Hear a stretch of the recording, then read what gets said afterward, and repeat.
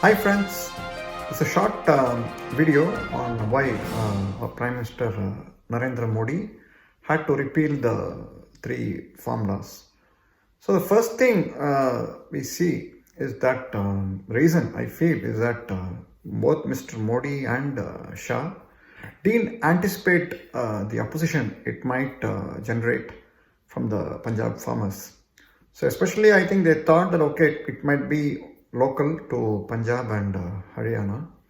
But once the Punjab farmers were able to camp in Delhi and keep the agitation going on for nearly over a year, I guess Modi felt that it's taking really dangerous propositions. And other thing is that it again spread to western UP. But there also, I think there was this Lakhimpur incident happened, which was not to the liking of both BJP and RSS. So, so all these incidents were really, I think, the beginning. But with the Punjab elections around the corner, Amrinder Singh splitting away from the Congress, I feel that Modi saw an opportunity for the BJP to grow in Punjab, especially being a border state. So he felt that he can really give the Congress a run for its money, and he might have taken this decision. But more than that, what we feel is that non-state actors' actions has really been successful in the sense that they had tried to portray that these formulas are entirely harmful to them, whereas it was not. Main reason why Modi brought this was to support the small and marginal farmers who are going to benefit. See, what essentially this law states is that you can sell your produce to anyone. You don't need to be cowed down by any local middleman. But what happened in Punjab is that there is a big network of middlemen who are going to procure the paddy or the wheat from the farmers and then sell it to the government. So it's like a fixed system. Okay, the farmers, they just keep on producing whatever they want, sell it to the middleman, and then who in turn sell it to the government. So the middlemen are making a lot of money, and they saw that the entire operations are gone in a single day. So which is not to their liking. Plus, I think false information was able to spread amongst, I think, the Punjab farmers that if this goes away, their MSP also might go away and they might be left at the mercy of the big traders. But that is not the real reason. But somehow this amount of convincing couldn't get into their heads, and consequently Modi had to withdraw is what I feel. But even then, I don't think Modi is not a person who is going to get cowed down so easily. He's not going to think that, okay, I'll withdraw this law in a single day. But that is not the reason, is what we suspect. Actually, as per reports, I think, which Modi had received from the previous Chief Minister of Punjab, Mr. Captain Amrinder Singh, that Khalistani elements seem to have penetrated into this farmers' agitation. I think with the rise of Taliban in Afghanistan, I think the Khalistan elements saw some hope that they can again trigger militancy in Punjab, which is the last thing definitely any Prime Minister would really want, especially in a border state. So and moreover, they're getting funds all over from Canada and other overseas. Plus, of course, Pakistan is there to encourage any amount of terrorism in Punjab. As it is, they encouraged drug trafficking in Punjab. What they are saying is at least one fourth of the population is nearly using drugs in Punjab. That's what the news says. So that is one reason probably that security implications seem to have played a role in Modi's decision is what we really feel. And other than that, Modi didn't have Arun Jaitley by his side. That is the main reason, is what I feel. See, when the GST was introduced, same amount of opposition came. And the Congress, which really was keen in promoting GST, again being in the opposition, wanted to oppose it just for the sake of opposing it. So now he didn't have anyone, but Arun Jaitley really convened all the state leaders and he convinced them, and even though the initial run was turbulent, but now it's still going strong. The central government is really on a strong wicket now, with more revenues getting generated. So that's since Arun Jaitley passed away and with Sushma Swaraj also not being around, so there is no one in the BJP within the BJP who has some hold over the opposition leaders. See, both Sushma Swaraj and Arun Jaitley, even though they were part of the BJP think tank, they had some friends in the opposition also. So who could really be, they could work with the opposition leaders. Especially Sushma Swaraj had a lot of friends in the opposition parties also. Even though she was a member of the BJP, she had friends outside the BJP also. So both huge stalwarts, suddenly they passed away, which was really a blow to Modi. So not having a person like Arun Jaitley by his side, I think really might not have helped Modi to really promote this farm laws. That's what we feel. And other than that, it is not enough that if the intention is really good, is what we feel. I think some amount of marketing also is needed. So there's a general proverb, like by that time truth is able to walk a few feet down the street, false really is able to walk around the world and come back. So that is how the strength of good is. Again, if we keep on, it's like small fire, lamp. Suppose if you light a lamp in the midst of a forest and if there's heavy wind blowing, it's going to blow off in a second.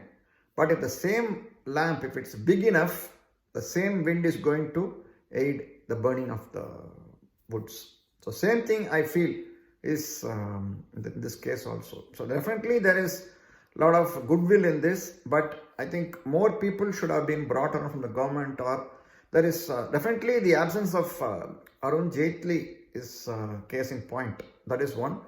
And the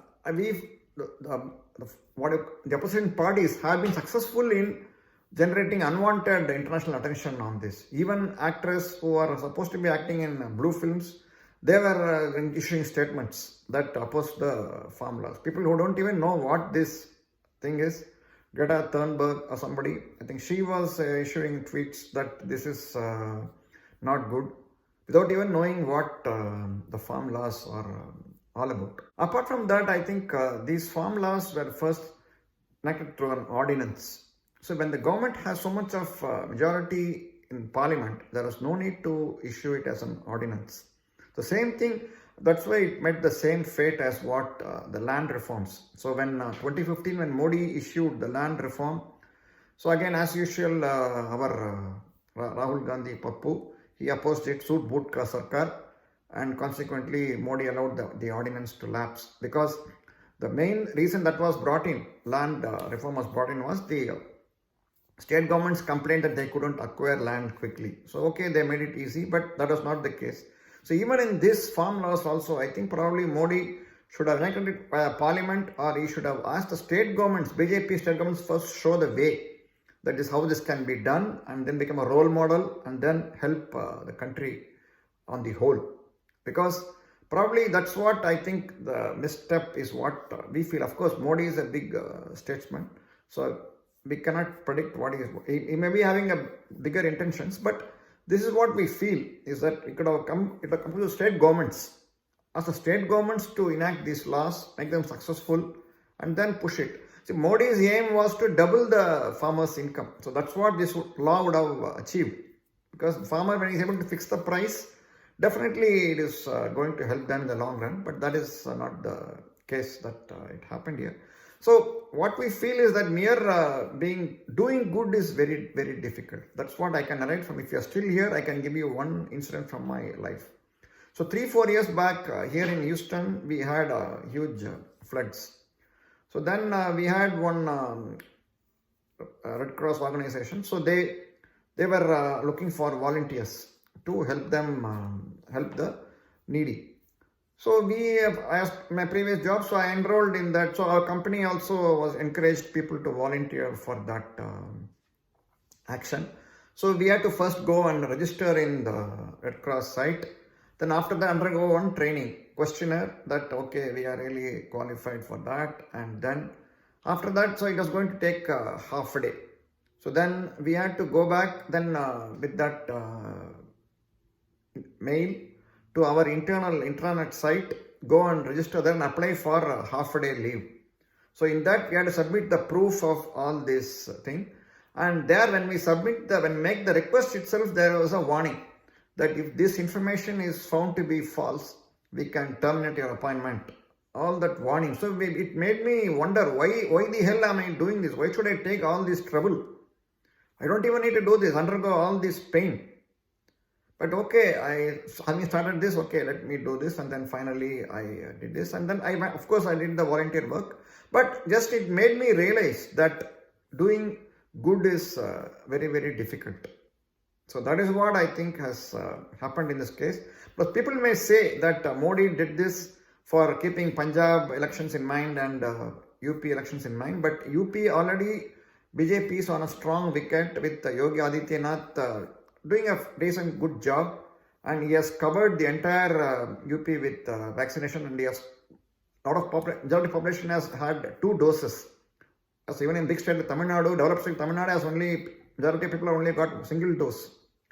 So in UP has been able to achieve 2 doses, plus they are able, even being probably 24 crores, they are able to control corona a lot better than Kerala, which is still recording at least 10,000 cases of COVID every day, almost every day. So you can imagine. So definitely BJP is stronger, but so definitely it's not the case of elections prompting Modi's decision. But there is something else. We are trying to put everything into picture, but what we feel is this only a temporary semicolon. So it is not, the last ball has not been bowled in this game. So definitely Modi may come with a better idea, better ordinance, better law, I would feel. Not an ordinance, better law to make it successful. Let's hope that genuine farmers are really benefited from this. Jai Hind. Hi friends, please wear your mask at all times. Don't go out unnecessarily. That's the way you can stop the spread of COVID.